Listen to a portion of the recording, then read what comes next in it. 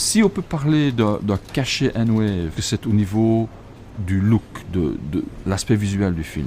Nos décors sont toujours assez réalistes, voire très réalistes. Buckingham Palace, certains plans, on dirait des photos de Buckingham Palace. Et au niveau des personnages, bien sûr, il y a une certaine stylisation, mais pas trop. Chez nous, dans certains films, ils sont hyper stylisés, hyper caricaturés, les personnages. Comme même Trump ressemble vraiment à Trump. Il se verrait, je crois qu'il serait pas content parce qu'il est un peu trop gros, etc., etc. Je crois que ça, c'est un peu notre cachet. Il y a deux sortes de défis techniques. Les défis techniques intrinsèques à ce qu'on fait.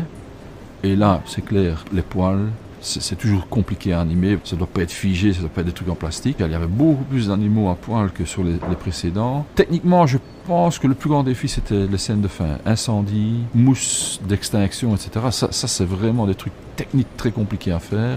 Une scène aussi un peu spéciale, parce qu'il y a rarement des personnages à poil sous l'eau. Je ne vais pas dire nus, je veux dire...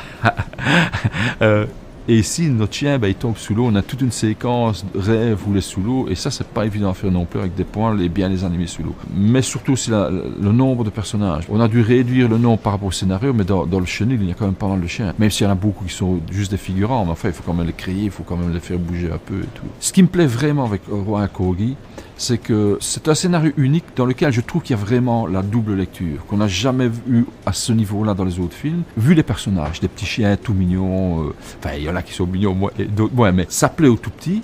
Mais il y a comme la double lecture, non seulement avec les adultes, Trump, la reine, etc., mais il y a aussi pas mal de choses qui se passent avec les animaux, qui va passer au-dessus de la tête des petits-enfants, mais qui va, j'espère, séduire les parents. Une anecdote assez amusante, j'ai acheté le scénario le 1er septembre 2016, un peu plus de 2 mois avant l'élection américaine. Et je voulais que le président soit le vrai président. Donc on a dû attendre le résultat des élections pour savoir si c'était Hillary Clinton et Bill Clinton ou bien si c'était Trump et Melania.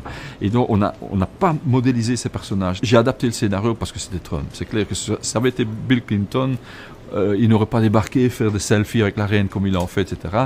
La chienne Mitzi aussi a été créée à cause de Trump. Elle n'était pas dans le scénario d'origine. Donc voilà. Et alors ce qui est génial, c'est que quand on a commencé le film, Trump allait être invité par la reine, et puis ça a été annulé. Si vous vous souvenez, il devait d'abord venir, et puis ça a été... Et puis il est finalement... Donc il est venu. Ça a joué un peu en notre faveur, ça, cet aspect-là.